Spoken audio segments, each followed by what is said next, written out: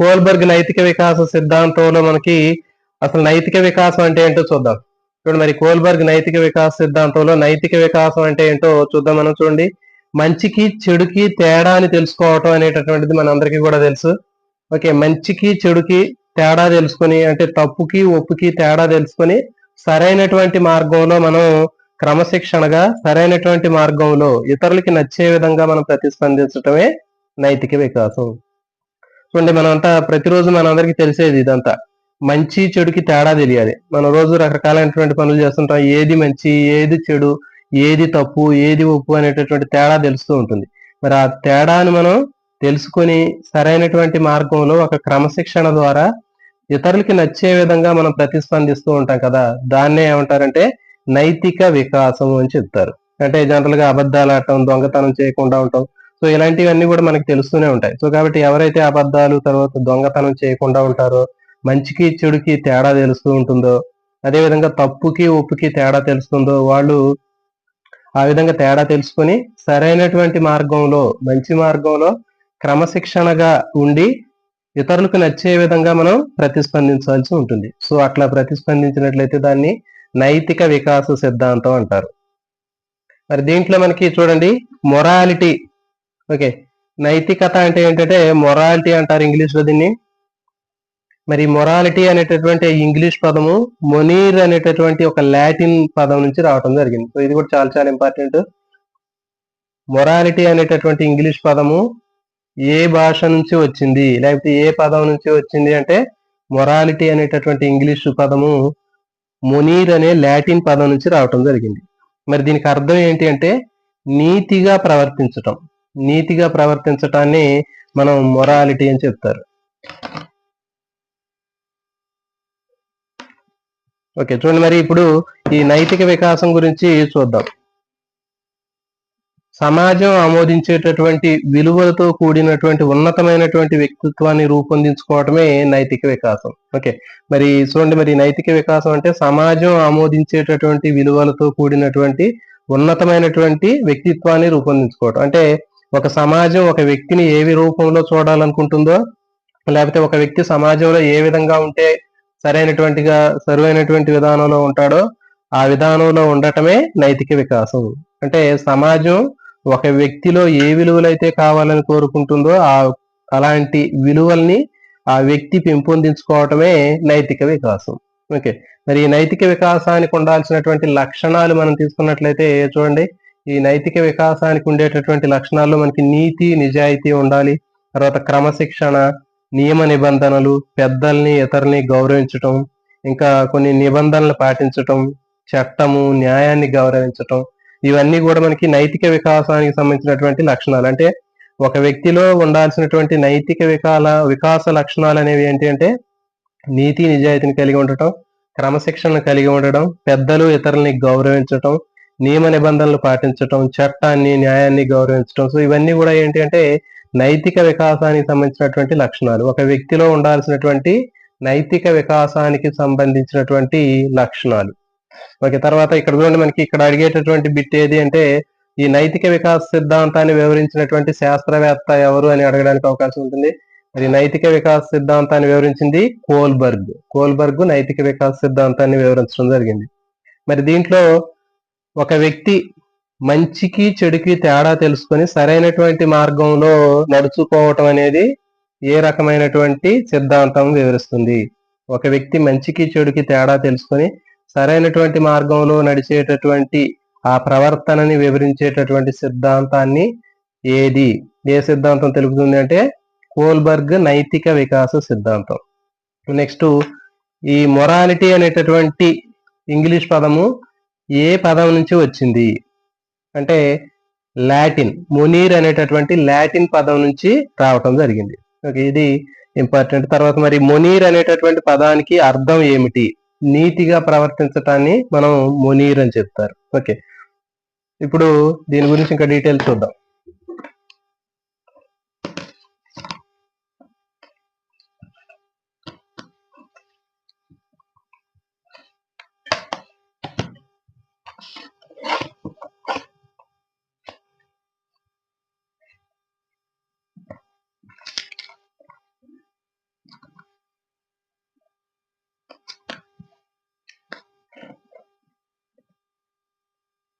చూడండి మరి ఇంకా నైతిక విలువలు ఆదర్శాలను కూడా పాటించడం అనేది దీనికి సంబంధించింది. నైతిక విలువలు ఆదర్శాలని పాటించడం అనేది కూడా మనకి ఈ నైతిక వికాసానికి సంబంధించినటువంటి లక్షణంగా చెప్పొచ్చు.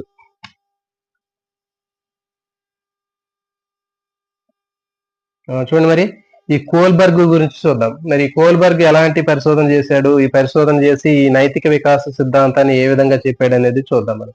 చూడండి మరి కోల్బర్గ్ అనేటటువంటి ఇతను అమెరికాలో ఉన్నటువంటి హార్వర్డ్ యూనివర్సిటీలో ఇతను పరిశోధన చేయడం జరిగింది.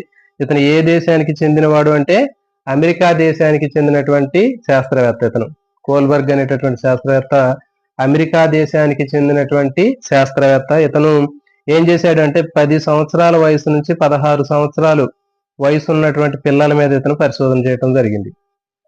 మరి ఇతను ఈ కోల్బర్గ్ నైతిక వికాస సిద్ధాంతాన్ని చెప్పడం కోసం ఇతను 10 సంవత్సరాల వయసు ఉన్నటువంటి పిల్లల నుంచి 16 సంవత్సరాల వయసు ఉన్నటువంటి పిల్లల మీద ఇతను పరిశోధన చేశాడు. మరి చేసినటువంటి పరిశోధనలో అతను ఎంపిక చేసుకున్నటువంటి పిల్లలు అనేటటువంటి వాళ్ళు ఎలా ఉన్నారనేది చూద్దాం మనం. చూడండి ఇక్కడ ఆడ మగ అనేటటువంటి వాళ్ళని తీసుకోవడం జరిగిందంటే 10 సంవత్సరాల నుంచి 16 సంవత్సరాల వయసు ఉన్నటువంటి పిల్లల్లో మనకి మేలు ఫీమేల్ ఇద్దరు ఉంటారు. అమ్మాయిలు ఉన్నారు, అబ్బాయిలు ఉన్నారు. తర్వాత గ్రామీణ ప్రాంతానికి చెందినటువంటి వాళ్ళు ఉంటారు, పట్టణ ప్రాంతానికి చెందినటువంటి పిల్లలు కూడా ఉన్నారు. దీంట్లో ధనిక పిల్లలు, పేద పిల్లలు కూడా ఉన్నారు. అంటే ఏంటి, బాగా ధనవంతులకు సంబంధించినటువంటి పిల్లలు ఉన్నారు, పేద కుటుంబానికి చెందినటువంటి పిల్లలు కూడా ఉన్నారు. తర్వాత అక్షరాస్యులు ఉన్నారు, నిరక్షరాస్యులు కూడా ఉన్నారు. అంటే చదువుకున్న వాళ్ళు ఉన్నారు, చదువుకోలేనటువంటి వ్యక్తులు కూడా, పిల్లలు కూడా ఉన్నారు. సో వీళ్ళని తన యొక్క పరిశోధన కోసం ఎంపిక చేసుకోవటం జరిగింది. సో వీళ్ళని తీసుకున్నాడు ఇతను. 10 నుంచి 16 సంవత్సరాల వయసు ఉన్నటువంటి పిల్లల్ని ఇతను తన యొక్క పరిశోధన కోసం తీసుకోవటం జరిగింది. సో దీని మీద మనకి అడిగేటటువంటి బిట్ ఏంటి అంటే, కోల్బర్గ్ తాను చెప్పినటువంటి నైతిక వికాస సిద్ధాంతాన్ని ఏ వయసు పిల్లల మీద అతను ప్రయోగాలు చేసి తెలుసుకోవటం జరిగింది అంటే 10 సంవత్సరాల వయసు నుంచి 16 సంవత్సరాల వయసు ఉన్నటువంటి పిల్లల మీద అతను పరిశోధన చేసి, లేకపోతే వాళ్ళ యొక్క ప్రవర్తనను పరిశీలించడం ద్వారా ఈ నైతిక వికాస సిద్ధాంతాన్ని తను రూపొందించాడు. మరి ఏం చేశాడు ఆ పిల్లల్ని తీసుకొని అంటే, చూడండి ఇక్కడ ఆ పిల్లల్ని తీసుకొని వాళ్ళకి కొన్ని సందిగ్ధకరమైనటువంటి పరిస్థితులు కల్పించాడు. అంటే కొన్ని ఇబ్బందికరమైనటువంటి పరిస్థితుల్ని కల్పించి, కొన్ని కథలు చెప్పి, వాళ్ళకి వాళ్ళ యొక్క ప్రవర్తనను పరిశీలించి నైతిక వికాస సిద్ధాంతాన్ని ప్రతిపాదించాడు. చెప్పాం కదా మరి ఇప్పుడు 10 సంవత్సరాల వయసు నుంచి 16 సంవత్సరాల వయసు ఉన్నటువంటి పిల్లల్ని తీసుకున్నాడని చెప్పాము. ఆ తీసుకున్నటువంటి పిల్లలు మేల్ ఫీమేల్ ఉన్నారు, తర్వాత పట్టణం గ్రామీణ ప్రాంతానికి చెందిన వాళ్ళు ఉన్నారు, ధనిక పిల్లలు ఉన్నారు, పేద పిల్లలు ఉన్నారు, అక్షరాస్యులు ఉన్నారు, నిరక్షరాస్యులు కూడా ఉన్నారు.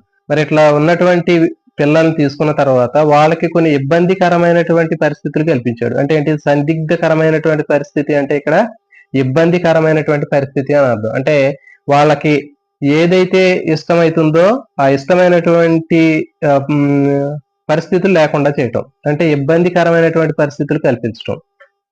ఫర్ ఎగ్జాంపుల్ మన ఇంటి దగ్గర పిల్లలు ఉన్నారు అనుకోండి, వాళ్ళకి మరి ఎలాంటి ఇబ్బందికరమైనటువంటి పరిస్థితులు ఉండవు. వాళ్ళకి టైంకి భోజనం పెట్టడం, తర్వాత టైంకి ఇంకా మనం టీలు ఇవ్వటం, తర్వాత ఇంటి దగ్గర వాళ్ళకి కావాల్సినటువంటి వసతులు కల్పించడం, పడుకోవడానికి, తర్వాత ఇంకా ఏసీ అని ఇట్లాంటి మనకి రకరకాలైనటువంటి సౌకర్యాలు ఉంటాయి.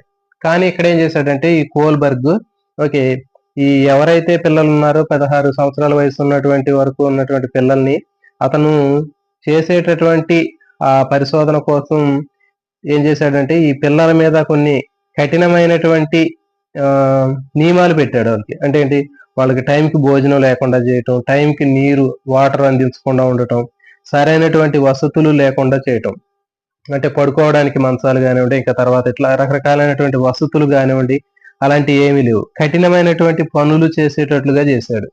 నెక్స్ట్ ఇంకా నియమాలు కూడా చాలా కఠినమైనటువంటి నియమాలు పెట్టడం జరిగింది.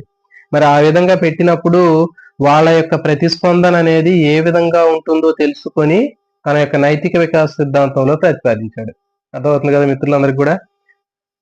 తాను తీసుకున్నటువంటి 10 నుంచి 16 సంవత్సరాల వయసు ఉన్నటువంటి పిల్లలకి వివిధ రకాలైనటువంటి కఠినమైనటువంటి సందిగ్ధమైనటువంటి పరిస్థితులు కల్పించి, ఆ పరిస్థితుల్లో వాళ్ళ యొక్క ప్రవర్తన ఎట్లా ఉంటుంది, వాళ్ళ యొక్క రెస్పాన్స్ ఏ విధంగా ఉంటుంది అనేటటువంటి విషయాన్ని పరిశీలించి అతను ఏం చేశాడంటే ఈ నైతిక వికాస సిద్ధాంతాన్ని ప్రతిపాదించాడు.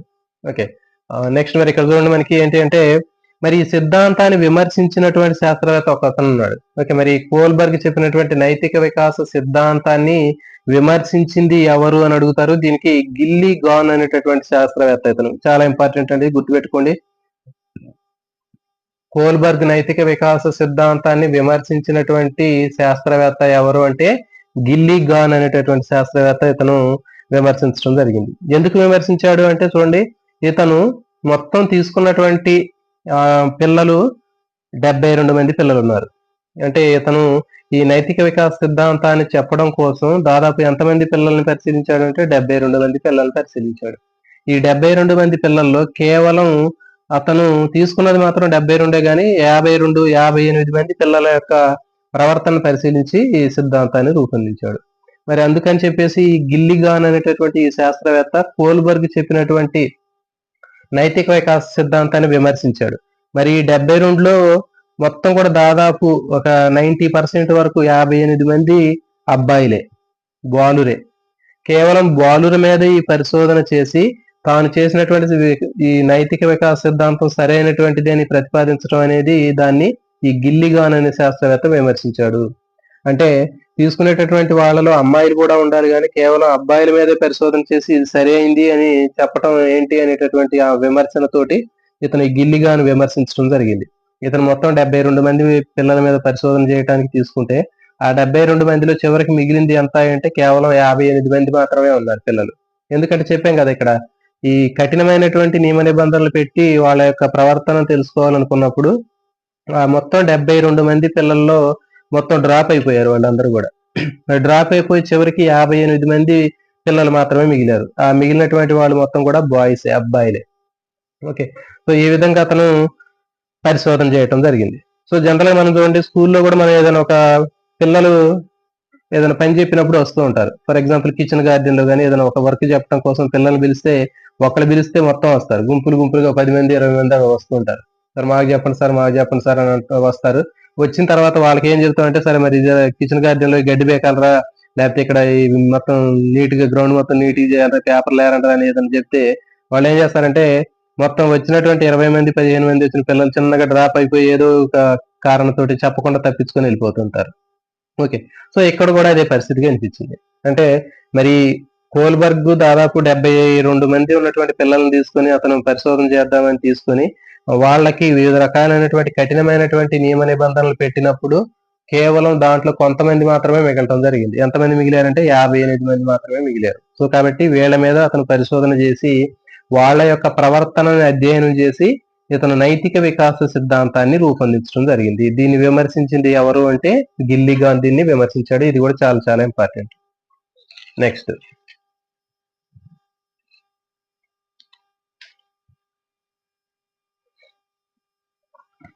మరి ఇతను రాసినటువంటి సిద్ధాంతం గ్రంథం తీసుకున్నట్లయితే కోల్బర్గ్ రాసినటువంటి గ్రంథాలు కూడా చాలా చాలా ఇంపార్టెంట్ అండి. మరి ఈ గ్రంథాలు తీసుకున్నట్లయితే మనకి philosophy of moral development, philosophy of moral development అనేటటువంటి గ్రంథాన్ని రాయటం జరిగింది. రెండవది measurement of moral development, measurement of moral development, philosophy of moral development. So ఈ విధంగా ఈ గ్రంథాలని కోల్బర్గ్ రాయటం జరిగింది. ఇది చాలా చాలా ఇంపార్టెంట్. ఓకే, అయితే మరి ఇక్కడ ఫిలాసఫీ ఆఫ్ మోరల్ డెవలప్మెంట్ అడిగేటటువంటి ప్రశ్నలు గుర్తుపెట్టుకోండి. ఇక్కడ ఫిలాసఫీ అని ఉందండి. కోల్బర్గ్ రాసినటువంటి గ్రంథాలలో లేనటువంటి గ్రంథాన్ని గుర్తుపట్టండి అని అడిగినప్పుడు చూడండి 4 ఆప్షన్స్ ఉంటాయి మనకి. Philosophy of moral development, psychology of moral development, anatomy of moral development. Okay, ఇట్లా మనకి 3-4 రకాలైనటువంటి మోరల్ డెవలప్మెంట్లు ఇస్తాడు ఆప్షన్. అంటే ఫిలాసఫీ ఉంటది, సైకాలజీ ఉంటది, తర్వాత ఇంకా అనాటమీ ఉంటది, internal structure of moral development అంటాడు. సో ఇట్లా మనకి అన్ని రకాలైనటువంటి దాంట్లో మోరల్ డెవలప్మెంటే ఉంటది. కానీ ఇక్కడ మనకి ఇచ్చేటటువంటి ఈ సబ్జెక్ట్ మాత్రం డిఫరెంట్ గా ఉంటది. అక్కడ ఒకటి ఫిలాసఫీ ఉంటది, ఇంకో దాంట్లో సైకాలజీ ఉంటది, ఇంకో దాంట్లో అనాటమీ ఉంటది. ఒకటి మనకి ఇట్లా ఆప్షన్స్ ఇచ్చినప్పుడు మరి కోల్బర్గ్ రాసినటువంటి ఈ గ్రంథం ఏది అనేటటువంటి దాంట్లో మనం ఫిలాసఫీ అని గుర్తుపెట్టుకోవాలి. ఎందుకంటే జనరల్ గా మరి సైకాలజీ అని ఉన్నప్పుడు మరి సైకాలజీ కదా మనకి చాప్టర్ అని చెప్పి చాలా మంది సైకాలజీ ఆఫ్ మోరల్ డెవలప్మెంట్ అనే ఆప్షన్ పెడతారు. సో కానీ అది కాదు, సరైనటువంటి ఆప్షన్ ఏంటి అంటే మనకి ఫిలాసఫీ అని గుర్తుపెట్టుకోండి. ఫిలాసఫీ అనేటటువంటిది ఇక్కడ option, philosophy of moral development. Okay, next ఇవి కోల్బర్గ్ రాసినటువంటి గ్రంథాలు. నెక్స్ట్ మరి ఇతను ఇంకా ఏం చేశాడంటే ఈ కోల్బర్గ్ ఈ పిల్లల మీద పరిశోధన చేసేటప్పుడు ఇతను కొన్ని పిల్లలకి కొన్ని సందిగ్ధత ఉన్నటువంటి కొన్ని డైలమాలో ఉన్నటువంటి కొన్ని స్టోరీలు చెప్పాడు. ఆ స్టోరీలు చెప్పిన తర్వాత మరి ఆ స్టోరీలు పిల్లలు రిసీవ్ చేసుకుని వాళ్ళు ఏ విధంగా రెస్పాండ్ అయ్యారు, వాళ్ళ యొక్క తీర్పు ఏ విధంగా ఉంది అనేటటువంటి దాన్ని ఆధారంగా చేసుకుని ఈ వికాస సిద్ధాంతాన్ని చెప్పడం జరిగింది. చెప్పాం కదా మరి కోల్బర్గ్ ఫస్ట్ కొన్ని రకాలైనటువంటి కఠినమైనటువంటి పరిస్థితులు కల్పించాడని చెప్పాము. దానితో పాటు కొన్ని సందిగ్ధకరమైనటువంటి కొన్ని స్టోరీలు కూడా చెప్పాడు. ఓకే, ఆ స్టోరీలు చెప్పినప్పుడు ఆ స్టోరీలు వాళ్ళు రిసీవ్ చేసుకుని వాళ్ళు ఎట్లా దానికి రెస్పాండ్ అయ్యారు అనేటటువంటి దాన్ని ఆధారంగా చేసుకుని ఈ నైతిక వికాస సిద్ధాంతాన్ని రూపొందించడం జరిగింది. ఓకే, మరి అట్లా చెప్పినటువంటి వాటిని ఏమన్నారంటే నైతిక సందిగ్ధత కథలు అని చెప్తారు. ఇది ఇంపార్టెంట్ అండి. కోల్బర్గ్ చెప్పినటువంటి చేసినటువంటి నైతిక వికాస సిద్ధాంతంలో అతను చెప్పినటువంటి కథల్ని ఏమంటారు అంటే నైతిక సందిగ్ధత కథలు అని చెప్తారు. నైతిక సందిగ్ధత అనేటటువంటి కథల్ని పిల్లలకి చెప్పాడు. అంటే కొన్ని డైలమాతో ఉండేటటువంటి కొన్ని స్టోరీలు చెప్పాడు, అంటే కన్ఫ్యూజ్ గా ఉండేటటువంటి. మరి అలాంటివి చెప్పిన తర్వాత మరి వాళ్ళు పిల్లలు ఆ స్టోరీని రిసీవ్ చేసుకుని దానికి ఎట్లా రెస్పాండ్ అయ్యారు అనేటటువంటి విషయాన్ని ఆధారంగా చేసుకుని ఈ నైతిక వికాస సిద్ధాంతాన్ని రూపొందించడం జరిగింది. మరి అట్లా చెప్పినటువంటి స్టోరీలో బాగా ముఖ్యమైనటువంటిది ఒకటి ఉందండి, చూడండి, హెంజ్ డైలమా. ఇంపార్టెంట్ ఇది. కోల్బర్గ్ చెప్పినటువంటి నైతిక సందిగ్ధత కథల్లో చాలా ముఖ్యమైనటువంటి ఎక్కువ ఫేమస్ మంచి ప్రసిద్ధి చెందినటువంటి స్టోరీ ఏది అంటే హెంజ్ డైలమా. ఇంపార్టెంట్ ఇది. హెంజ్ డైలమా అనేటటువంటి స్టోరీ అనేది చాలా ఎక్కువ ఫేమస్ అయినటువంటి స్టోరీ, ఎక్కువ ప్రసిద్ధి చెందినటువంటి స్టోరీ. ఇంపార్టెంట్ ఇది. మరి తర్వాత చూడండి, మరి కోల్బర్గ్ చెప్పినటువంటి నైతిక వికాస సూత్రము లేకపోతే నైతిక వికాస సిద్ధాంతం ఎన్ని సంవత్సరాల వయసు నుంచి ప్రారంభం అవుతుందంటే ఇది పిల్లల్లో 4 సంవత్సరాల వయసు నుంచి ప్రారంభం అవుతుంది. ఓకే, ఇది 4 సంవత్సరాల వయసు నుంచి ప్రారంభం అవుతుందండి. మరి చూడండి, మరి ఎందుకు అంతకంటే ముందు ఎందుకు ప్రారంభం కావటం లేదు అంటే చూద్దాం ఒకసారి. మరి ఎందుకంటే చూడండి, మరి అంతకంటే ముందు 4 సంవత్సరాల కంటే ముందు పిల్లల్లో మరి ఇలాంటి నైతికత అనేది డెవలప్ చెందదు. అంటే ఏంటి, మంచి ఏది చెడు ఏది లేకపోతే మంచికి చెడుకి తేడా అనేది వాడికి తెలియదు. అప్పుడు తర్వాత ఏది తప్పు ఏది ఒప్పు అనేది కూడా తెలియదు. అంటే 4 సంవత్సరాల వయసు వచ్చే వరకు పిల్లల్లో నైతికత అనేది పెరగదు. ఏది మంచి ఏది చెడు అనేది తేడా తెలియదు, ఏది తప్పు ఏది ఒప్పు అనేది కూడా తెలియదు. అందుకని చెప్పేసి మరి కోల్బర్గ్ చెప్పినటువంటి నైతిక వికాసం అనేది ఎన్ని సంవత్సరాలకు ప్రారంభం అవుతుందంటే 4 సంవత్సరాల వయసులో ప్రారంభం అవుతుంది. మరి ఆలస్యంగా జరిగేటటువంటి వికాసం ఏది అనేటటువంటి తీసుకున్నట్లయితే మనకి చాలా వికాసాలు ఉన్నాయి పిల్లల్లో. భౌతిక వికాసము, ఉద్వేగ వికాసము, సాంఘిక వికాసము ఇలాంటివి కనిపిస్తుంటాయి. మరి వీటన్నింటిలో అన్నిటికంటే ఆలస్యంగా జరిగేటటువంటి వికాసం ఏది అంటే చూడండి, నైతిక వికాసం అనేది ఆలస్యంగా జరుగుతుంది. చెప్పాం కదా మరి. ఎందుకంటే ఈ 4 సంవత్సరాల వయసు వచ్చేటప్పటికి మిగిలినటువంటి భౌతిక, ఉద్వేగ, సాంఘిక వికాసాలన్నీ కూడా స్టార్ట్ అవుతాయి. కానీ పిల్లవాడికి మాత్రం నైతిక వికాసం అనేది 4 సంవత్సరాల వయసులో మాత్రమే ప్రారంభం అవుతుంది. ఎందుకంటే 4 సంవత్సరాల వయసులో పిల్లలకి అప్పటి వరకు మంచి చెడు లేకపోతే తప్పు ఒప్పుకి తేడా అనేది వాడికి తెలియదు. ఓకే, సో ఇది దీనికి సంబంధించింది. ఇక్కడ మరి ప్రశ్నలు ఎట్లా ఉంటాయో చూద్దాం. ఈ క్రింది వాటిలో ఫిలాసఫీ ఆఫ్ మోరల్ డెవలప్మెంట్ లేకపోతే మెజర్మెంట్ ఆఫ్ మోరల్ డెవలప్మెంట్ ఈ గ్రంథాలు రాసినటువంటి శాస్త్రవేత్త ఎవరు అంటే కోల్బర్గ్ అని ఆన్సర్ రాయండి. నెక్స్ట్, పిల్లలకి సందిగ్ధత లేదా డైలమాలో ఉన్నటువంటి కొన్ని ప్రశ్నలు చెప్పి వాటికి వాళ్ళు ఇచ్చినటువంటి తీర్పు ఆధారంగా సిద్ధాంతాన్ని రూపొందించినటువంటి శాస్త్రవేత్త ఎవరు అని అడుగుతాడు. సో కాబట్టి అది ఎవరంటే కోల్బర్గ్.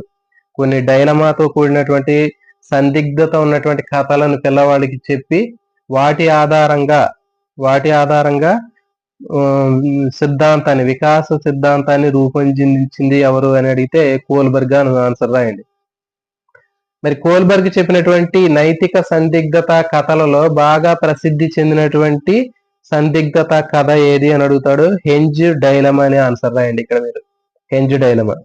మరి నైతిక వికాసం ఎన్ని సంవత్సరాల వయసులో ప్రారంభం అవుతుంది అంటే 4 సంవత్సరాల వయసు అని రాయండి ఇక్కడ.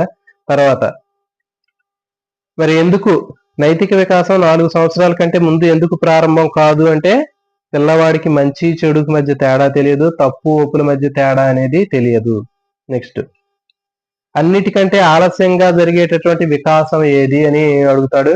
ఈ క్రింది వాటిలో ఆలస్యంగా జరిగే వికాసం అని చెప్పి మనకి ఆప్షన్స్ లో భౌతిక వికాసము, ఉద్వేగ వికాసము, సాంఘిక వికాసము, నైతిక వికాసం అని అడుగుతాడు. సో కాబట్టి దీనికి ఆప్షన్ మనకి నైతిక వికాసం అని ఆన్సర్ చెప్పాలి. నెక్స్ట్ మనం ఈ స్టోరీ నియమంలోకి పోదాం. కోల్బర్గ్ చెప్పినటువంటి నైతిక వికాస సిద్ధాంతం గురించి మనం ఇక్కడ నేర్చుకుందాం.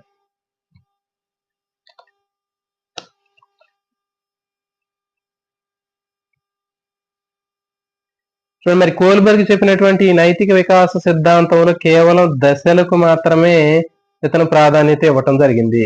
ఓకే, కేవలం దశలకు మాత్రమే ప్రాధాన్యత ఇచ్చాడు, వయసుకు మాత్రం ప్రాధాన్యత ఇవ్వలేదు. పిల్లల యొక్క వయసుకి అతను ప్రాధాన్యత అనేది ఇవ్వలేదు, కేవలం ఆ దశకు మాత్రమే అతను ప్రాధాన్యత ఇవ్వటం జరిగింది. మరి ఇప్పుడు చూడండి, మరి కోల్బర్గ్ నైతిక వికాస సిద్ధాంతంలో మొత్తం 3 సాంప్రదాయ స్థాయిలు చెప్పడం జరిగింది. ఎన్ని సాంప్రదాయ స్థాయిల గురించి చెప్పాడు అంటే 3 సాంప్రదాయ స్థాయిల గురించి చెప్పాడు. ఒక్కొక్క సాంప్రదాయ స్థాయిలో 2 దశలు ఉంటాయి. ఇంక ఇది చాలా చాలా ఇంపార్టెంట్ అండి. కోల్బర్గ్ చెప్పినటువంటి 3 సాంప్రదాయ స్థాయిల్లో ఒక్కొక్క దాంట్లో 2 దశలు ఉంటాయి, మొత్తం 6 దశలు ఉంటాయి. చూడండి, 3 స్థాయిలు 6 దశలు ఉంటాయి. ఓకే, 3 స్థాయిలు ఉంటాయి, 6 దశలు ఉంటాయి. మరి ఇప్పుడు ఒక్కొక్క స్థాయిలో ఏముంటుంది, ఆ 3 స్థాయిలు ఒక్కొక్క స్థాయిలో ఉన్నటువంటి 2 దశలు కలిపి మొత్తం ఈ 6 దశలు అనేవి ఎట్లా ఉంటాయో మనం ఇక్కడ చూద్దాం.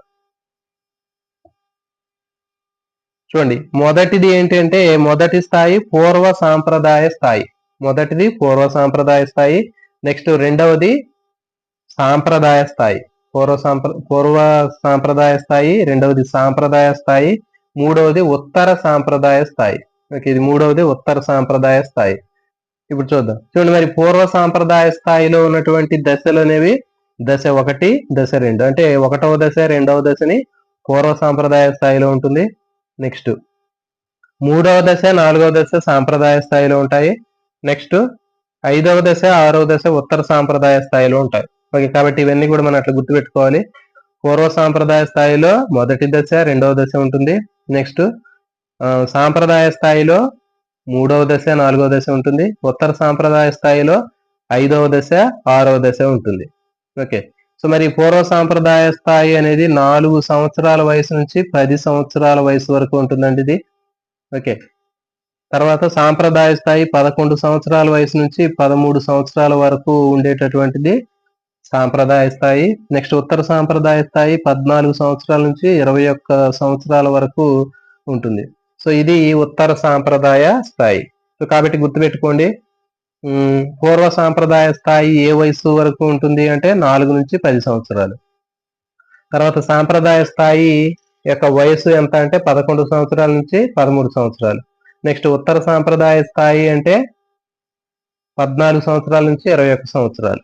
అంటే చూడండి, మరి ఇక్కడ ఈ కోల్బర్గ్ చెప్పినటువంటి నైతిక సిద్ధాంతంలో కేవలం ఈ దశలకు మాత్రమే ఇతను ప్రాధాన్యత ఇచ్చాడు. ఈ దశలకు మాత్రమే ఇతను ప్రాధాన్యత ఇచ్చాడు కానీ ఈ వయసుకి ఇతను ప్రాధాన్యత ఇవ్వలేదు. ఇది గుర్తుపెట్టుకోండి. కోల్బర్గ్ చెప్పినటువంటి నైతిక వికాస సిద్ధాంతంలో ఈ దశలకు మాత్రమే ప్రాధాన్యత ఇచ్చాడు కానీ ఆ దశలో ఉన్నటువంటి వయసుకి ఇతను ప్రాధాన్యత అనేది ఇవ్వటం జరగలేదు. ఓకే, సో కాబట్టి ఇవి మనం గుర్తుపెట్టుకోండి. నెక్స్ట్ ఉత్తర సాంప్రదాయ స్థాయి అనేది 14 సంవత్సరాల నుంచి 21 సంవత్సరాల వయసు వరకు ఉంటుంది. ఓకే, మరి దీని గురించి ఇప్పుడు బిట్టు కూడా అడగడానికి అవకాశం ఉంటుంది. ఓకే, దీంట్లో మరి 14 సంవత్సరాల వయసు నుంచి 21 సంవత్సరాల వయసు ఉండేటటువంటి దశ ఏది అంటే ఉత్తర సాంప్రదాయ స్థాయి. ఓకే, నెక్స్ట్ 11 సంవత్సరాల నుంచి 13 సంవత్సరాల వయసు ఉండేటటువంటి ఆ వయసులో ఉండేటటువంటి స్థాయి ఏది అంటే సాంప్రదాయ స్థాయి. 4 సంవత్సరాల నుంచి 10 సంవత్సరాల వయసులో ఉండేటటువంటి ఆ స్థాయి ఏది అంటే పూర్వ సాంప్రదాయ స్థాయి. ఓకే, సో ఇది ఇప్పుడు మనం ఒక్కొక్క దాని గురించి ఇక్కడ మనం నేర్చుకున్నాం. మరి కోల్బర్గ్ చెప్పినటువంటి పూర్వ సాంప్రదాయ స్థాయిలో ఎలా ఉంటుంది, దీంట్లో ఉన్నటువంటి దశ 1, దశ 2లో ఏ విధంగా ఉంటుంది, పిల్లవాడు యొక్క ప్రవర్తన ఎట్లా ఉంటుంది, తర్వాత సాంప్రదాయ స్థాయిలో దశ 3, దశ 4లో ఎట్లా ఉంటాడు, ఉత్తర సాంప్రదాయ స్థాయిలో దశ 5వ దశ 6వ దశలో ఒక శిశువు ఎట్లా ఉంటాడు అనేటటువంటి దాన్ని మనం ఇప్పుడు డీటెయిల్ గా నేర్చుకున్నాం. ఇది చెప్పేటటువంటి చాలా చాలా ఇంపార్టెంట్ అండి. ఎగ్జామ్ లో ఏదైనా ఒక వాక్యం ఇచ్చి ఒక స్టేట్మెంట్ ఇచ్చి ఆ స్టేట్మెంట్ ఏ స్థాయికి చెందింది అని అడుగుతాడు, లేకపోతే అది దాని యొక్క స్థాయి ఆ వాక్యాన్ని ఇచ్చి ఆ ఇచ్చినటువంటి స్టేట్మెంట్ ఏ స్థాయికి చెందింది, ఏ దశకు చెందింది అని అడుగుతాడు. ఓకే. సో కాబట్టి అది 1వ దశకు చెందిందా, 2వ దశకు చెందిందా, నెక్స్ట్ తర్వాత సాంప్రదాయ స్థాయిలో 3వ దశకు చెందిందా, 4వ దశకు చెందిందా, నెక్స్ట్ ఉత్తర సాంప్రదాయ స్థాయి అయితే అది 5వ దశ, 6వ దశ అనేటటువంటిది మనం క్లారిటీగా మనం అక్కడ ఆన్సర్ చేయాల్సినటువంటి అవకాశం ఉంటుంది. సో కాబట్టి ఖచ్చితంగా ఇప్పుడు చెప్పేటటువంటి మీ అందరికి కూడా పూర్తిగా అర్థమయ్యేటట్లుగా మనం ఇక్కడ అన్ని రకాలైనటువంటి ఎగ్జాంపుల్స్ తోటి మీకు ఇక్కడ ఎక్స్ప్లెయిన్ చేయడం జరుగుతుంది. కాబట్టి ఇవన్నీ కూడా మీరు జాగ్రత్తగా ఉన్నట్లయితే ఖచ్చితంగా దీంట్లోంచి బిట్టు రావడానికి అవకాశం ఉండేటటువంటి టాపిక్ ఇది. సో మరి ఇప్పుడు నెక్స్ట్ ఈ పూర్వ సాంప్రదాయ స్థాయి, సాంప్రదాయ స్థాయి, ఉత్తర సాంప్రదాయ స్థాయిల్లో ఒక్కొక్క స్థాయిలో ఉన్నటువంటి దశ, ఆ దశలో ఉండేటటువంటి కొన్ని ఎగ్జాంపుల్స్ తీసుకొని మనం ఇక్కడ మనం డిస్కస్ చేద్దాం.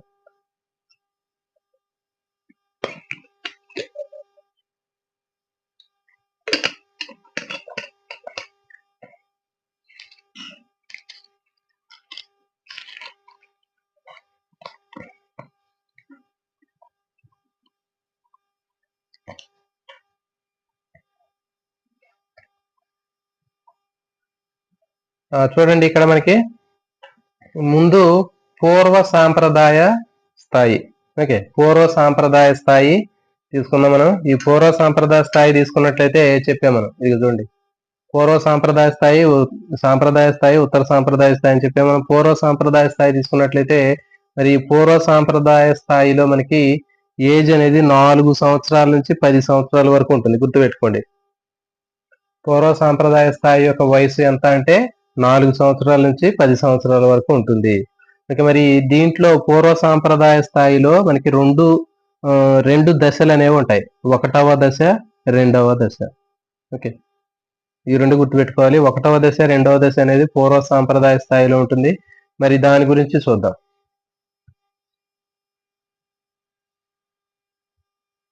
మరి 1వ దశలో దీన్ని ఏమంటారంటే దండన లేదా శిక్ష, తర్వాత విధేయత ఓరియంటేషన్ అంటారు. ఇది మొదటి దశను ఏమని పిలుస్తారు అంటే దండన, శిక్ష, తర్వాత విధేయత ఓరియంటేషన్ అని పిలుస్తారు. అంటే చూడండి మన పేర్లోనే ఉంది. అంటే దండన, శిక్ష అంటే ఏంటి? విద్యార్థికి శిక్ష విధించడం, లేకపోతే ఒక శిశువుకి దండన గాని ఒక శిక్ష గాని మనకి ఇక్కడ ఉంటుంది ఈ దశలో. మరి తర్వాత వాటి వల్ల ఏంటంటే ఒక విధేయత అనేటటువంటిది కనిపిస్తూ ఉంటుంది విద్యార్థిలో, ఒక శిశువులో. మరి ఓరియంటేషన్ అనేటటువంటి పదం అనేది ఏంటి అంటే దాన్ని ఏమని చెప్తారంటే ఒక రకమైనటువంటి ప్రవర్తన. అంటే విధేయత అంటే దండన తర్వాత శిక్ష విధించినప్పుడు ఆ శిశువు చూపించేటటువంటి ప్రవర్తన ఏదైతే ఉందో దాన్ని ఓరియంటేషన్ అంటారు. సో కాబట్టి ఈ పదాల గురించి మీరు కంగారు పడాల్సిన అవసరం లేదు. ఓరియంటేషన్ అనేది ఏంటి అంటే ఒక ఒక దండన లేదా శిక్ష అనేటటువంటిది ఇచ్చినప్పుడు దానికి విద్యార్థి, ఒక శిశువు చూపించేటటువంటి ప్రతిస్పందన ఏదైతే ఉందో దాన్ని ఒక ఓరియంటేషన్ అనేటటువంటి పదం రూపంలో చూపిస్తారు. అంటే ప్రతిస్పందన అని చెప్పాం కదా మనం, ఆ ప్రతిస్పందననే మనం ఓరియంటేషన్ అంటారు. ఇక్కడ చూడండి, మరి దీంట్లో మనకి నీతిగా విధేయతగా ఉండటం అనేది దీనికి సంబంధించినటువంటిది. అంటే ఎందుకు ఒక శిశువు నీతిగా విధేయతగా ఉంటున్నాడు అంటే అతను దండన లేదా శిక్ష నుంచి తప్పించుకోవడానికి అతను నీతిగా ఉంటున్నాడు, లేకపోతే విధేయతగా ఉంటాడు. అంటే మంచి లక్షణాలు కలిగినటువంటి ఒక శిశువుగా ఎందుకు ఉంటున్నాడు అంటే అతను దండన లేదా శిక్ష నుంచి తప్పించుకోవటానికి ఉంటున్నాడు. ఓకే, మరి బాధ భయంతో మంచి పనులు చేస్తాడు కానీ ఇష్టంతో చేయడు అతను. అర్థమవుతుంది కదా?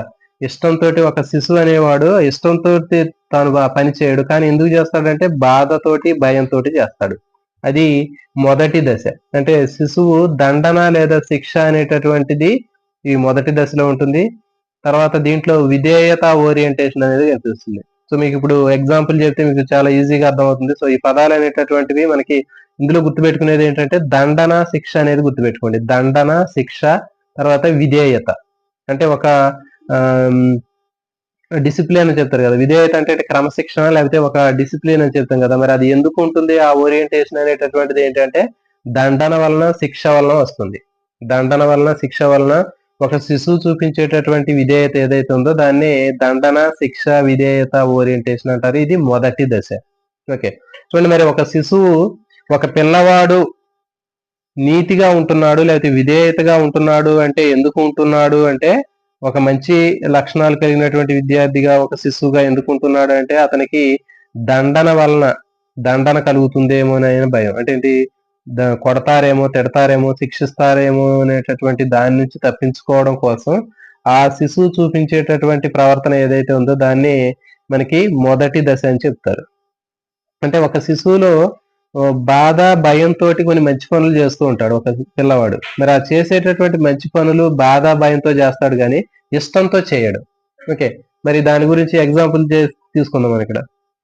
తప్పు చేయాలని ఉంటుంది. కానీ మరి దొరికితే దండన, శిక్ష పడుతుందని నీతిగా, వినయంగా, నిజాయితీగా ఉంటాడు. సో మనందరం చూస్తూనే ఉంటాం.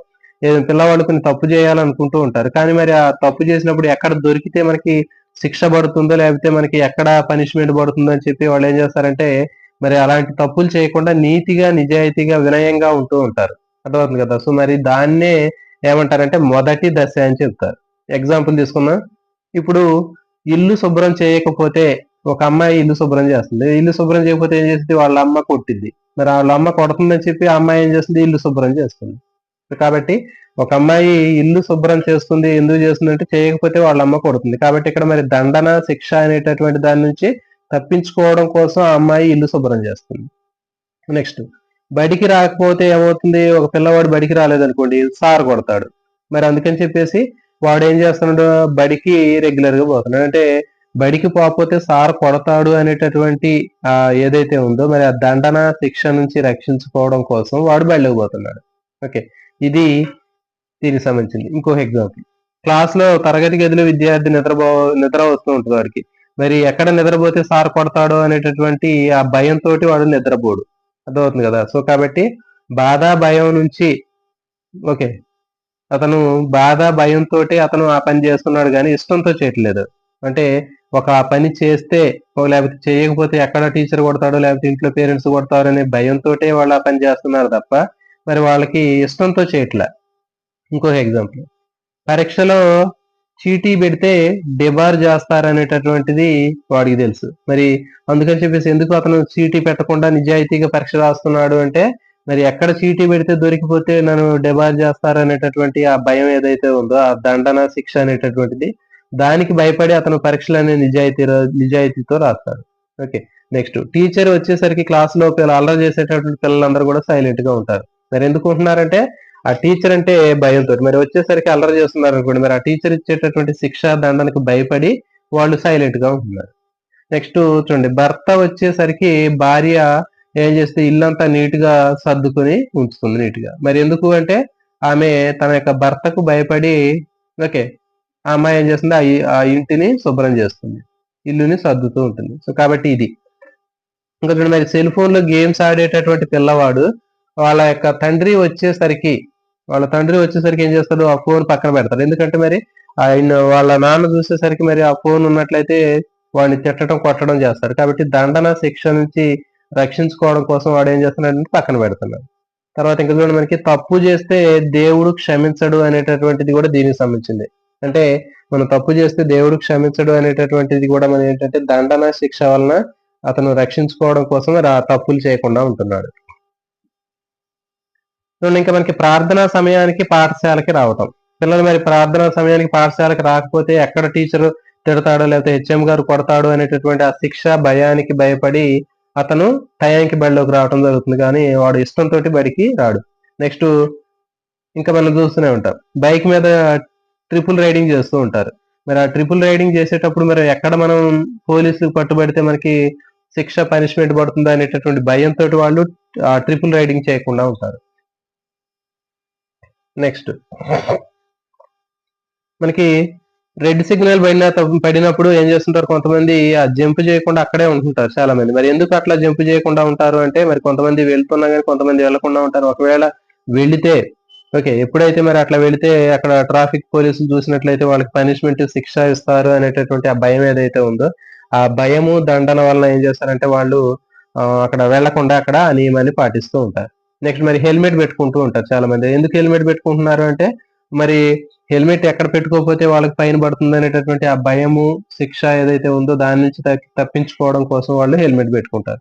ఇంకా మనకి కారులో కూడా సీట్ బెల్ట్ పెట్టుకోలేదనుకోండి, మరి సీట్ బెల్ట్ పెట్టుకోకపోతే ఎక్కడైనా ఆ ట్రాఫిక్ పోలీసులు అతను పట్టుకున్నట్లయితే వాళ్ళకి ఫైన్ వేయడానికి అవకాశం ఉంటుంది. సో కాబట్టి ఆ భయం, బాధ నుంచి తప్పించుకోవడం కోసం మాత్రమే వాళ్ళు అలాంటి పనులు చేస్తూ ఉంటారు. సో కాబట్టి ఇది మనకి అర్థమైంది కదా మొదటి దశలో. ఓకే, కోల్బర్గ్ చెప్పినటువంటి ఈ పూర్వ సాంప్రదాయ స్థాయిలో మనకి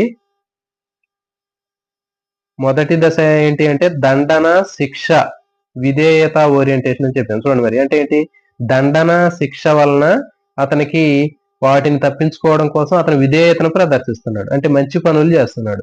అంటే నీతిగా, వినయంగా, విధేయంగా ఉండటం అనేది దేని వలన జరుగుతుంది అంటే ఆ దండన శిక్ష నుంచి తప్పించుకోవడం కోసం మాత్రమే అతను చేస్తున్నాడు కాబట్టి. కానీ అతను ఇష్టంతో చేయట్లా. సో ఆ విధంగా ఇష్టంతో చేయకుండా కేవలం భయము, దండన, శిక్ష నుంచి రక్షించుకోవడం కోసం ఆ విద్యార్థి ఒక శిశువు చేసేటటువంటి ఆ పనులు ఏవైతే ఉన్నాయో దాన్ని మొదటి దశ కింద చెప్తారు. దండన, శిక్ష, విధేయత ఓరియంటేషన్ అంటారు. సో కాబట్టి ఇక్కడ మనకి ప్రశ్న అడిగేటటువంటిది ఏంటంటే, ఒక ఇంట్లో ఉన్నటువంటి ఒక ఒక అమ్మాయి లేదా ఒక కూతురు ఇల్లు శుభ్రం చేయకపోతే అమ్మ కొడుతుంది అనేటటువంటి భయంతో ఆ అమ్మాయి ప్రతిరోజు ఇల్లు శుభ్రం చేస్తుంది. ఇది కోల్బర్గ్ చెప్పినటువంటి నైతిక వికాసంలో ఏ స్థాయి, ఏ దశకు చెందింది అని అడుగుతారు. సో కాబట్టి స్థాయి అనేది పూర్వ సాంప్రదాయ స్థాయి, దశ అనేది మొదటి దశ. ఓకే, నెక్స్ట్ రవి అనేటటువంటి విద్యార్థి తరగతి గదిలో నిద్రపోవాలని ఉంది, కానీ నిద్రపోతే అక్కడ సారు కొడతారనేటటువంటి ఆ భయంతో నిద్రపోకుండా ఉన్నాడు. మరి ఇది కోల్బర్గ్ చెప్పినటువంటి నైతిక వికాస స్థాయిలో ఏ స్థాయికి చెందింది, ఏ దశకు చెందింది అంటే పూర్వ సాంప్రదాయ స్థాయి, మొదటి దశ. గుర్తుపెట్టుకోండి. మరి ఇంటికి భర్త వచ్చేసరికి భార్య ఇల్లు మొత్తం నీట్ గా సర్దటం అనేటటువంటిది ఏ కోల్బర్గ్ చెప్పినటువంటి ఏ సాంప్రదాయ స్థాయి అంటే పూర్వ సాంప్రదాయ స్థాయి. ఇది దీంట్లో ఏ దశ అంటే మొదటి దశ. ఓకే, ఇది దీనికి సంబంధించింది. సో ఇవన్నీ కూడా మనకి ఎగ్జాంపుల్స్. మరి అయితే ఇక్కడ చూడండి, దీంట్లో తప్పనిసరి పరిస్థితుల్లో నీతి, విధేయత ఇవన్నీ ప్రదర్శిస్తూ ఉంటారు. గుర్తుపెట్టుకోండి, కోల్బర్గ్ మొదటి దశ ఏదైతే ఉందో పూర్వ సాంప్రదాయ స్థాయిలో, ఆ స్థాయిలో ఒక పిల్లవాడు ఎందుకు నీతిగా ఉంటున్నాడు, విధేయతగా ఉంటున్నాడు అంటే తప్పనిసరి పరిస్థితుల్లో ఉంటున్నాడు అక్కడ.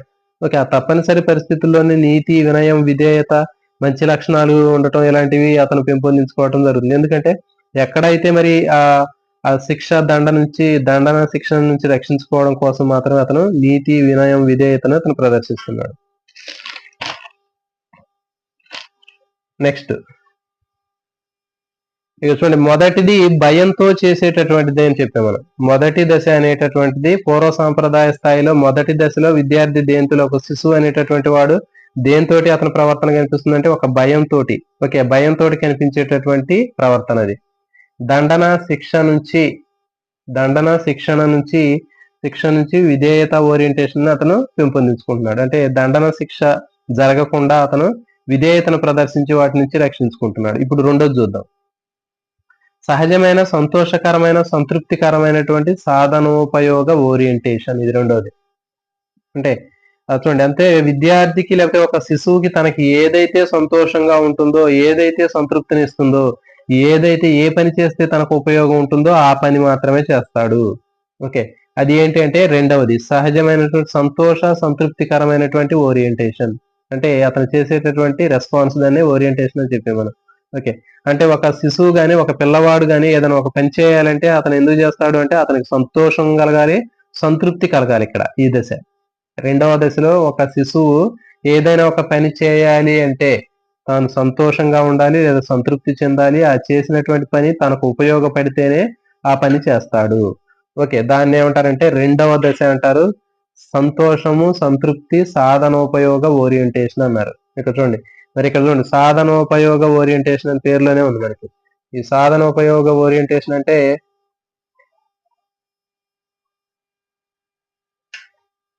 సాధన అంటే పని, ఉపయోగం అంటే చేసిన పని వాడికి ఉపయోగపడాలి. అట్లా ఉపయోగపడితేనే వాడుకు ఆ పనిలో సంతోషాన్ని కలిగి ఉంటాడు.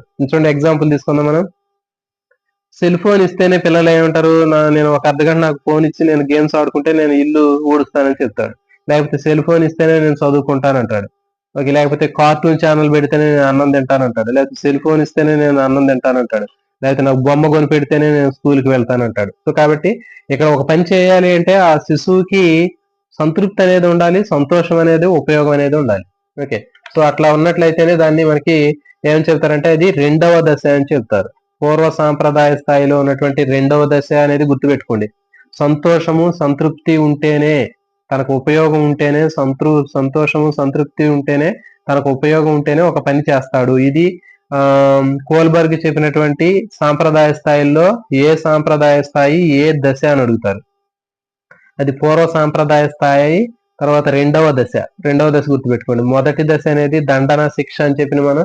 ఓకే, మొదటిది దండన శిక్ష అని చెప్పాం. ఓకే, తర్వాత రెండవది ఏంటి అంటే సంతోషము సంతృప్తి సాధనోపయోగ ఓరియంటేషన్ గుర్తుపెట్టుకోండి. అంటే ఒక శిశువు తనకు ఏ పని చేస్తే సంతోషము సంతృప్తి ఉపయోగం ఉంటుందో ఆ పని మాత్రమే చేయడానికి ఇష్టపడతాడు. ఇట్లా ప్రశ్న చూడండి. ఒక కార్టూన్ ఛానల్ పెడితేనే ఒక శిశువు నేను అన్నం తింటాను అని చెప్పేటటువంటి ఈ ప్రవర్తన కోల్బర్గ్ చెప్పినటువంటి ఏ సాంప్రదాయ స్థాయి అని అడుగుతారు. ఓకే, అది పూర్వ సాంప్రదాయ స్థాయి. దాంట్లో మరి ఏ దశ అంటే రెండవ దశ అని గుర్తుపెట్టుకోండి. ఓకే, అర్థమైంది కదా. సో రెండవ దశ ఏంటి అంటే ఒక శిశువు తనకి ఏ పని అయితే చేస్తే సంతోషంగా ఉంటుందో, ఏది చేస్తే తృప్తి చెందుతాడో, ఏ పని చేస్తే తను ఉపయోగకరంగా ఉంటుందో అలాంటి పని చేయటం అనేటటువంటిది శిశువు చేయటం జరుగుతుంది. దాన్ని రెండవ దశ అంటారు. అంటే తన యొక్క సంతోషము సంతృప్తి సాధన ఉపయోగ ఓరియంటేషన్ అంటారు. అంటే తాను సంతోషం సంతృప్తి చెందినప్పుడు అతను ఆ పని చేయటం జరుగుతుంది. ఇది సాధన ఉపయోగ ఓరియంటేషన్ అంటారు. అన్నిటికీ ఓరియంటేషన్ అనేది మనకి కామన్ అండి. అంటే ఏంటి, ప్రతిస్పందన అని చెప్పవచ్చు దీనికి. ఇది ఒక పదం, ఇది టర్మినాలజీ. దీన్ని ఇక్కడ వాడటం జరిగింది. ప్రతి దానికి కూడా ప్రతి ఒక్క దశలో ఉన్నటువంటి దానికి ఒక ఓరియంటేషన్ అనే పదాన్ని చూపించడం జరిగింది. అంటే ఇది ఒక ప్రతిస్పందన అనేటటువంటి పదంగా కూడా చెప్పొచ్చు మనం. ఓకే, ఇది మనకి మొదటి దశ పూర్వ సాంప్రదాయ స్థాయి అయిపోయింది. మరి ఇక్కడ చూడండి, పూర్వ సాంప్రదాయ స్థాయిలో మనకి 4 నుంచి 10 సంవత్సరాలు ఉంటుందని చెప్పాము. దాంట్లో మనకి ఇక్కడ లాభం ఉంటేనే పని చేస్తాడని చెప్పినాం రెండవ దశలో. అంటే లాభం ఉంటేనే పని చేస్తాడు, ఉపయోగం ఉంటేనే పని చేస్తాడు, తనకి సంతోషం అయితేనే ఆ పని చేస్తాడు. ఓకే, ఫర్ ఎగ్జాంపుల్ ఒక పిల్లవాడిని షాప్ దగ్గరికి వెళ్ళి ఏదైనా సామాన్లు కొనుక్కురామని చెప్పాం. మరి సామాన్లు కొనుక్కురామని చెప్పినప్పుడు వాడికి ఎంతో కొంత డబ్బులు ఇవ్వాలి. అంటే ఒక 10 రూపాయలు మిగిలితే వాడు ఏదైనా ఒక చాక్లెట్లు బిస్కెట్లు కొనుక్కునే విధంగా ఉంటేనే వాడు వెళ్తాడు, లేకపోతే నేను వెళ్ళను అంటాడు.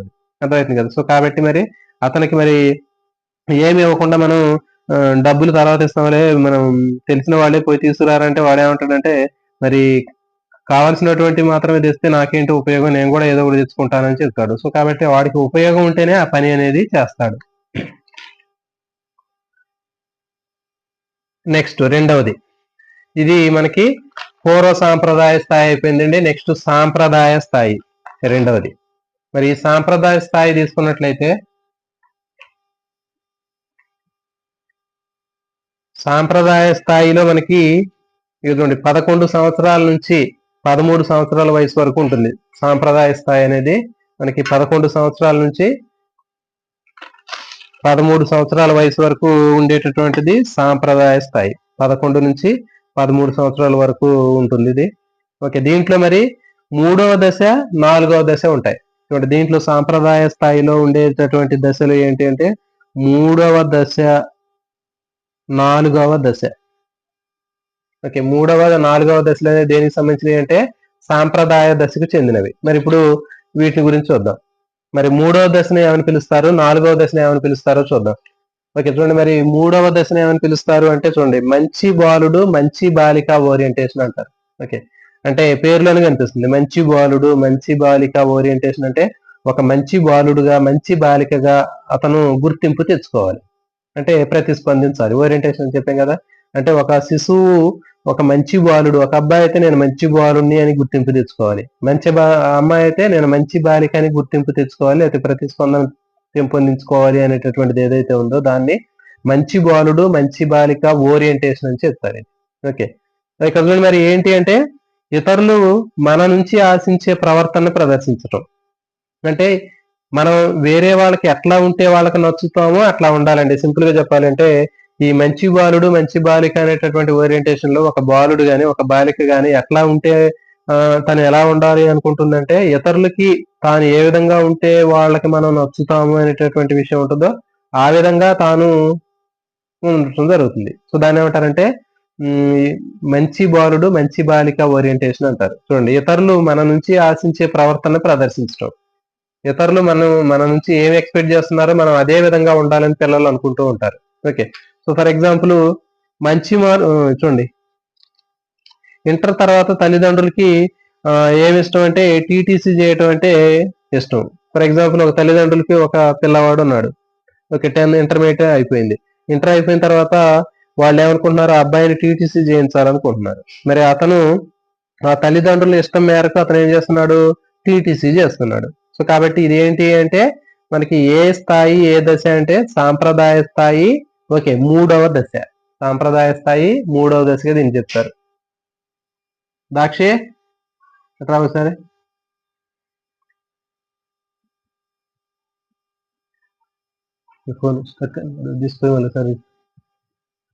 చూడండి, ఇంకోటి మంచి మార్కులు తెచ్చుకుంటే టీచర్ మెచ్చుకుంది అనుకోండి, మళ్ళీ ఏం చేస్తాడు ఆ స్టూడెంట్, మళ్ళీ అలాంటి ఆ టీచర్ మనల్ని ఎందుకైతే మెచ్చుకుందో అదే విధంగా మళ్ళీ అతను బాగా చదువుకుని ఆ స్టూడెంట్ మళ్ళీ మంచి మార్కులు తెచ్చుకొని ఆ మెప్పు కోసం ప్రయత్నం చేస్తూ ఉంటాడు. అంటే ఇతరులు మన నుంచి ఏమైతే ఆశిస్తున్నారో, మనం ఎలా ఉంటే వాళ్ళకి ఇష్టమో ఆ విధంగా ఉండటమే మనకి ఇక్కడ 3వ దశ. చూడండి, ఫర్ ఎగ్జాంపుల్ గేమ్స్, ఆటలు ఆడేటప్పుడు పిల్లవాళ్ళు రూల్స్ పాటించలేదు అనుకోండి, ఏం చేస్తారు మరి వాళ్ళ ఫ్రెండ్స్ వాడిని తీసేస్తారు. మరి అందుకని చెప్పేసి వాడు కూడా ఏం చేస్తారంటే ఖచ్చితంగా వాళ్ళకి ఎట్లా అయితే నచ్చితే మనం ఏ విధంగా ఉంటే వాళ్ళకి నచ్చుతామో ఆ విధంగా ఉండడానికి ప్రయత్నం చేస్తాడు. ఓకే.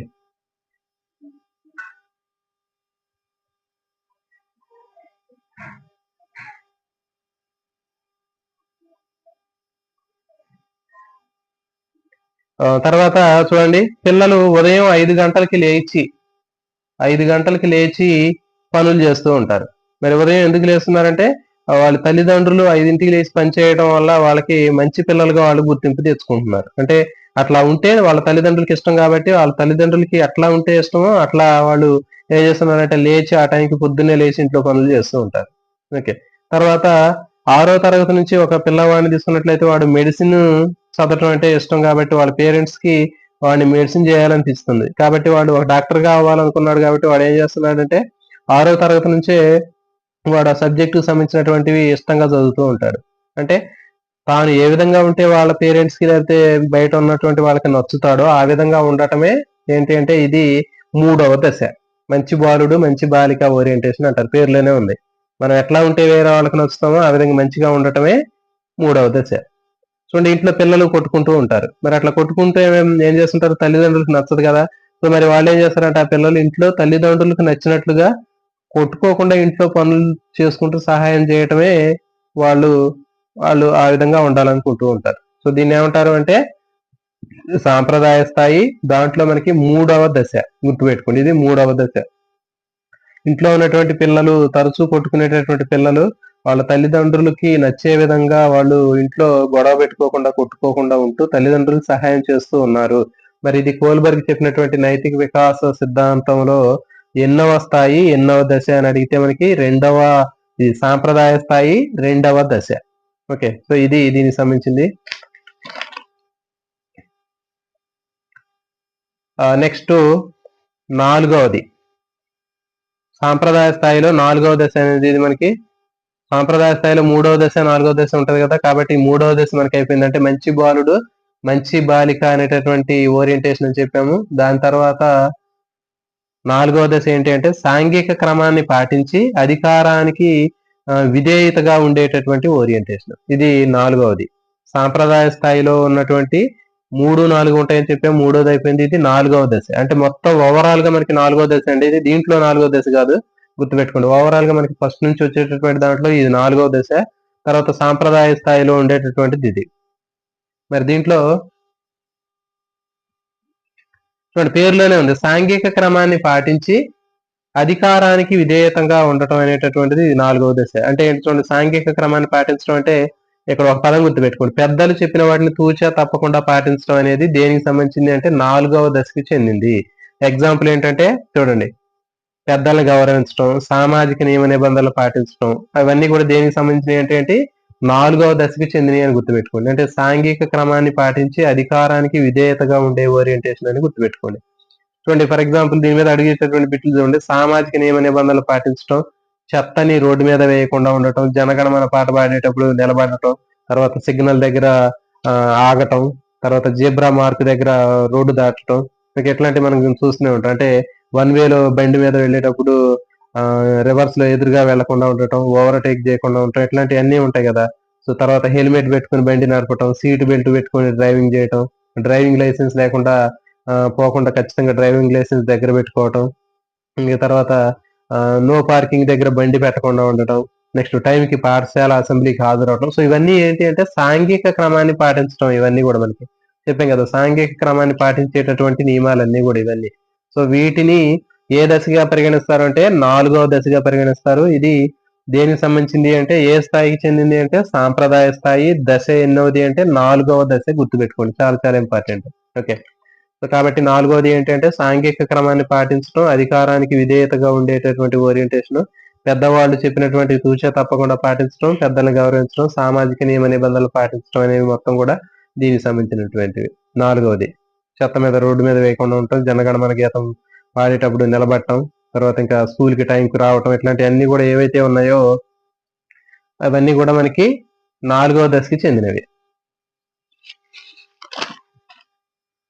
నెక్స్ట్ 5వ దశ. ఓకే, ఇంకా మనకి 2 దశలు ఉన్నాయండి. 5వ దశ, 6వ దశ ఉంది. మరి 5వ దశ, 6వ దశ తీసుకున్నట్లయితే చూద్దాం. 5వ దశ ఏంటంటే వ్యక్తిగత మానవ హక్కులు, ప్రజాస్వామికంగా ఆమోదించబడినటువంటి చట్టనీతి. ఇది ఓరియంటేషన్, ఆమోదించబడినటువంటి ఓరియంటేషన్. వ్యక్తిగత మానవ హక్కులు ప్రజాస్వామ్యంగా ఆమోదించబడినటువంటి చట్టనీతి. ఓకే, ఇది మరి దీంట్లో ఏంటి అంటే ఈ దశ 5వ దశని నిర్ణయాలు మార్చుకునే దశ అంటారు. గుర్తుపెట్టుకోండి, దీన్ని ఏమంటారంటే నిర్ణయాలు మార్చుకునే దశ అంటారు. ఇక చూడండి, ఎగ్జాంపుల్ చెప్తే మనకి ఇది అర్థమవుతుంది. వ్యక్తిగత మానవ హక్కులు ప్రజాస్వామికంగా ఆమోదించబడినటువంటి చట్ట ఓరియంటేషన్ అన్నాం. ఇక్కడ హక్కుల్ని గౌరవించడం, తర్వాత తమ నిర్ణయాలు సరిగా లేనప్పుడు నిర్ణయాన్ని మార్చుకోవడం. గుర్తుపెట్టుకోండి, ఒక వ్యక్తి ఏదైనా ఒక నిర్ణయం తీసుకున్నాడండి. ఆ నిర్ణయం తీసుకున్నప్పుడు తాను తీసుకున్నటువంటి నిర్ణయం సరిగా లేకపోతే తన యొక్క నిర్ణయాన్ని మార్చుకుంటాడు. ఇది ఎట్లా అడుగుతాడు ఎగ్జామ్ లో. ఒక వ్యక్తి తాను ఒక నిర్ణయం తీసుకున్నప్పుడు తాను తీసుకున్న నిర్ణయం సరిగా లేనప్పుడు ఆ నిర్ణయాన్ని మార్చుకోవటం అనేది ఏ స్థాయి, కోల్బర్గ్ చెప్పినటువంటి ఏ స్థాయి, ఏ దశ అంటే అది ఉత్తర సాంప్రదాయ స్థాయి అని చెప్తారు. తర్వాత ఇది ఎన్నవ దశ అంటే 5వ దశ అంటారు. గుర్తుపెట్టుకోండి, నిర్ణయాలు మార్చుకునేటటువంటి దశ ఎన్నవది అంటే 5వ దశ. ఓకే, సో మరి చూడండి, ఎగ్జాంపుల్ తీసుకుంటే మనకు అర్థమవుతుంది. ఇప్పుడు ఇంటర్లో బైపీసీ చేయాలనేటువంటి ఒక కోరిక ఉంది ఒక అబ్బాయికి, కానీ తండ్రి కోరిక మేరకు అతను ఏం చేశాడంటే నిర్ణయం మార్చుకొని ఎంపీసీ చేశాడు. అర్థమైంది కదా, ఆ స్టూడెంట్ బైపీసీ చేయాలని ఉంది ఓకే ఇంటర్లో, కానీ తండ్రి కోరిక మేరకు ఏం చేశాడంటే తన యొక్క నిర్ణయాన్ని మార్చుకుని ఎంపీసీ చేశాడు. సో ఇది అంటే తాను ఒక నిర్ణయం అని అనుకున్నప్పుడు ఆ అనుకున్నటువంటి నిర్ణయాన్ని వేరే వాళ్ళు చెప్పినప్పుడు ఓకే వాళ్ళ ఆధారంగా తన యొక్క నిర్ణయాన్ని మార్చుకుంటాడు. దాన్ని ఏమంటారంటే మనకి నిర్ణయాలు మార్చుకునే దశ 5వ దశ అంటారు. ఇంకో ఎగ్జాంపుల్ చూడండి. ఒక అమ్మాయి జాబ్కి ప్రిపేర్ అయిన తర్వాత, జాబ్ వచ్చిన తర్వాత పెళ్లి చేసుకోవాలనుకుంటుంది. కానీ వాళ్ళ పేరెంట్స్ ఏమన్నారంటే నువ్వు ముందు పెళ్లి చేసుకో, మరి ఎందుకంటే తర్వాత ఇబ్బంది అవుతుంది, ఇంట్లో పెద్దవాళ్ళు ఉన్నారు అని చెప్పి నువ్వు పెళ్లి చేసుకున్న తర్వాతే నువ్వు జాబ్కి ప్రిపేర్ అవ్వని చెప్తే తన యొక్క నిర్ణయాన్ని మార్చుకుంది. తానేమనుకుంది, ఫస్ట్ జాబు వచ్చిన తర్వాతే పెళ్లి చేసుకోవాలనుకుంది. కానీ అమ్మాయి ఏమనుకుంది, తర్వాత వాళ్ళ పేరెంట్స్ చెప్పినటువంటి ఆ మాట విని వాళ్ళ కోరిక మేరకు తన యొక్క నిర్ణయాన్ని మార్చుకొని ముందు మ్యారేజ్ చేసుకుని తర్వాత జాబ్కి ప్రిపేర్ అయింది. సో అదేంటి అంటే నిర్ణయం మార్చుకునేటటువంటి దశ ఇది 5వ దశ. ఇప్పుడు చూడండి, ఇంకా మనకి చాలా చూస్తూ ఉంటాం. పన్నులు కట్టడం, ఓకే, ఇన్కమ్ ట్యాక్స్లు కానీ ఇవన్నీ కొడుతూ ఉంటారు. మరి కట్టడం అనేటటువంటిది తీసుకున్నప్పుడు ఇష్టం లేనటువంటి వ్యక్తికి ఆ వ్యక్తికి పన్నులు కట్టడం ఇష్టం లేదు. కానీ మరి ఎందుకు కడుతున్నాడు పన్ను అంటే సమాజ శ్రేయస్సు కోసం మరి పన్నులు కట్టాలి అనేటటువంటి ఆ వ్యక్తి కొంతమంది సమాజంలో చెప్తూ ఉంటారు కదా పెద్దవాళ్ళందరూ, మరి పన్నులు ఎందుకు కట్టాలి ఏంటి అనేటటువంటి దానివల్ల ఎలాంటి ఉపయోగం ఉంటుంది అనే విషయం చెప్పటం వల్ల ఏం చేశాడంటే తనకి ఇష్టం లేనటువంటి పని, ఆ పన్నులు కట్టడం ఇష్టం లేనటువంటి దాన్ని అతను మార్చుకొని తన నిర్ణయాన్ని మార్చుకొని వాళ్ళ కోరిక మేరకు సమాజ శ్రేయస్సు కోసం అతను పన్ను కడతాడు. ఇప్పుడు తర్వాత చూడండి, బస్సులు మనకి ఆర్టీసీ బస్సులు తీసుకున్నప్పుడు వీటిని ప్రైవేటీకరణ చేస్తూ ఉంటారు. తర్వాత ఎడ్యుకేషన్ కూడా మరి ప్రైవేటీకరణ చేద్దాం అనుకుంటూ ఉంటారు. మరి అట్లా అనుకున్నప్పుడు కొంతమంది వాళ్ళకి నచ్చదు, అది ఆ నిర్ణయం అనేది వాళ్ళకి నచ్చదు. మరి ఆ నిర్ణయం నచ్చనప్పుడు వాళ్ళు ఏం చేస్తారంటే ఆ నిర్ణయాన్ని మార్చుకుంటారు. ఆ నచ్చని నిర్ణయాన్ని అట్లే ఉంచకుండా మరి వేరే వాళ్ళు ఏం చెప్తారంటే మరి మరి ఇట్లా బస్సులు ప్రైవేటీకరణ చేయడం వల్ల కానీ, విద్యను ప్రైవేటీకరణ చేయడం వల్ల మనకి చాలా ఉపయోగాలు ఉంటాయి.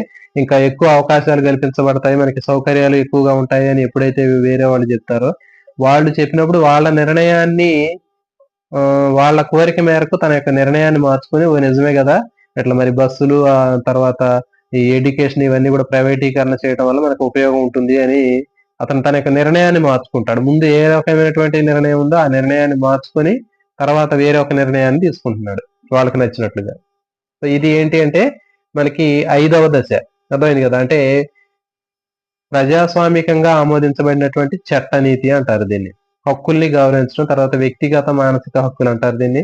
నిర్ణయాలు మార్చుకునే దశ. మరి చూడండి, ఉత్తర సాంప్రదాయ స్థాయి అని చెప్పేది. అంటే ఉత్తర సాంప్రదాయ స్థాయిలో 14 సంవత్సరాల నుంచి 21 సంవత్సరాల వరకు ఉంటుంది. ఇది అత్యున్నతమైనటువంటి స్థాయి, గుర్తుపెట్టుకోండి. కోల్బర్గ్ చెప్పినటువంటి నైతిక వికాస సిద్ధాంతంలో అత్యున్నతమైనటువంటి స్థాయి ఏదంటే ఉత్తర సాంప్రదాయ స్థాయి. ఓకే, మరి ఉత్తర సాంప్రదాయ స్థాయిలో 5వ దశ 6వ దశ ఉంటాయని చెప్పాం. ఓకే, ఉత్తర సాంప్రదాయ స్థాయిలో మనకి ఇది 3వ స్థాయి, 3వ స్థాయిలో 5వ దశ 6వ దశ ఉంటాయి. ఓకే, ఇవి రెండు 5వ దశ 6వ దశ ఉంటాయి. ఇప్పుడు మనం 5వ దశ గురించి నేర్చుకున్నాము. నెక్స్ట్ 6వ దశ. ఓకే, మరి 6వ దశ ఏంటి అంటే చూడండి, నిర్ణయాలు మార్చుకోకుండా నచ్చింది చేయటం. 5వ దశలో ఏం చెప్పాము, నిర్ణయాలు మార్చుకుంటాడని చెప్పాము, మార్చుకుని వేరే వాళ్ళకి ఏదైతే నచ్చిందో ఆ నచ్చినట్లుగా ఉంటాడని చెప్పాము. కానీ ఇక్కడ మాత్రం ఏం చేస్తాడంటే తన యొక్క నిర్ణయాల్ని మార్చుకోకుండా తనకి ఏది నచ్చితే అదే చేస్తాడు. అది 6వ దశ. చూడండి, వ్యక్తిగత విశ్వసనీయమైనటువంటి నైతిక సూత్రాలు. ఓకే, అంతరాత్మ నీతి ఓరియంటేషన్ అంటారు. చూడండి, అంటే ఇతరులు చెప్పినటువంటి విషయాలు తాను పట్టించుకోకుండా తన అంతరాత్మ ఏదైతే చెప్పిందో దానికే కట్టుబడి ఉంటాడు. ఇక చూడండి, మనసు ఒప్పుకోకపోతే దాన్ని చేయడానికి ఒప్పుకోడు వాడు. అంటే వేరే వాళ్ళు ఏదైనా చెప్పినప్పుడు మరి అది అతనికి నచ్చదు. ఓకే, ఇప్పుడు చూడండి, మనస్సాక్షికి ప్రాధాన్యత ఎక్కువగా ఇచ్చేటటువంటిది ఏది అంటే 6వ దశ. అంటే తాను ఏదైనా ఒక నిర్ణయం తీసుకున్నప్పుడు ఆ నిర్ణయాన్ని కొంతమంది ఏం చేస్తారంటే అది కాదు, అట్లా కాదు, ఇట్లా చేయి అని చెప్పినప్పుడు కుదరదు, నేను ఇట్లానే చేస్తానంటాడు.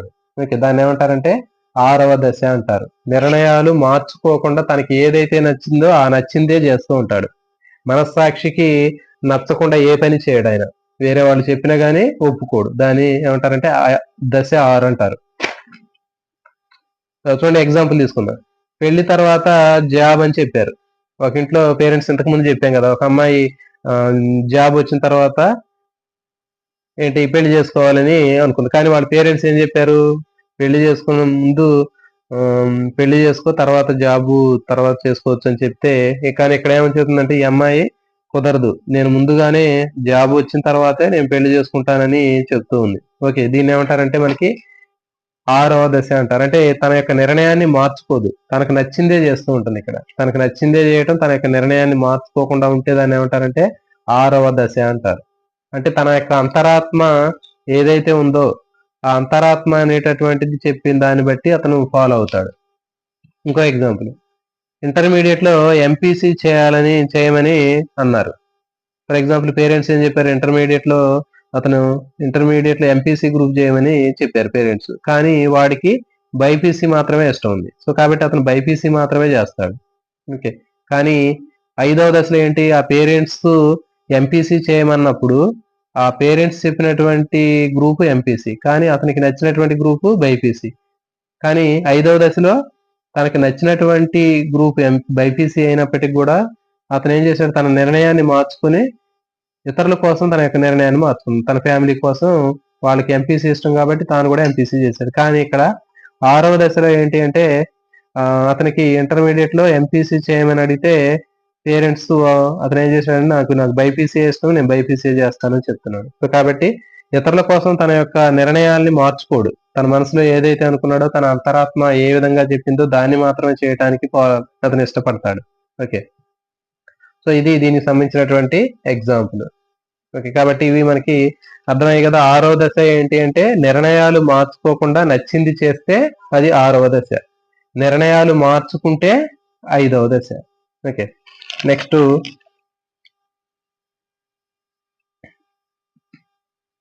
4వ దశ తీసుకున్నట్లయితే 4వ దశ ఏంటి అంటే పెద్దలు చెప్పినటువంటి వాటిని తూచే తప్పకుండా పాటిస్తే 4వ దశ. ఓకే, నెక్స్ట్ 3వ దశ తీసుకున్నట్లయితే ఇతరులకు మనం ఎట్లా ఉంటే ఇతరులకు నచ్చుతామో ఆ నచ్చినట్లుగా ప్రవర్తించటమే 3వ దశ. ఓకే, నెక్స్ట్ 2వ దశ తీసుకున్నట్లయితే తన యొక్క సంతోషము సంతృప్తి తనకు ఉపయోగపడేటటువంటి పనిని మాత్రమే చేస్తే అది 2వ దశ. తర్వాత దండన శిక్ష వీటి నుంచి తప్పించుకోవడానికి అతను మంచి ప్రవర్తన ప్రదర్శిస్తే అది 1వ దశ. సో కాబట్టి ఈ విధంగా మనకి కోల్బర్గ్ చెప్పినటువంటి ఈ నైతిక వికాస సిద్ధాంతంలో మొత్తం 3 స్థాయిలు ఉన్నాయి. ఒక్కొక్క స్థాయిలో 2 దశలు చొప్పున మొత్తం 6 దశలు అనేవి మనకి కనిపిస్తున్నాయి. ఓకే అండి, ఇది ఈ రోజు దీనికి సంబంధించినటువంటి టాపిక్. మీరు ఈ